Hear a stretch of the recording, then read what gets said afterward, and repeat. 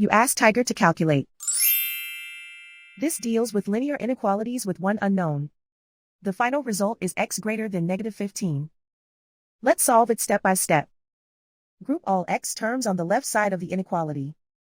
Subtract 2x from both sides.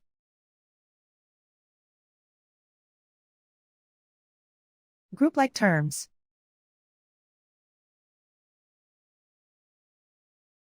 Simplify the arithmetic.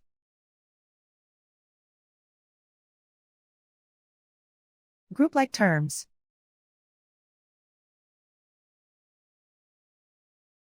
Simplify the arithmetic.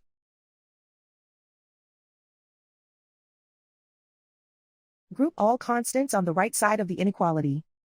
Subtract 5 from both sides.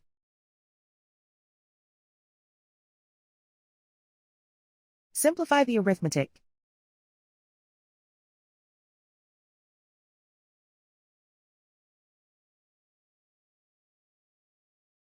Plot the solution on a coordinate grid.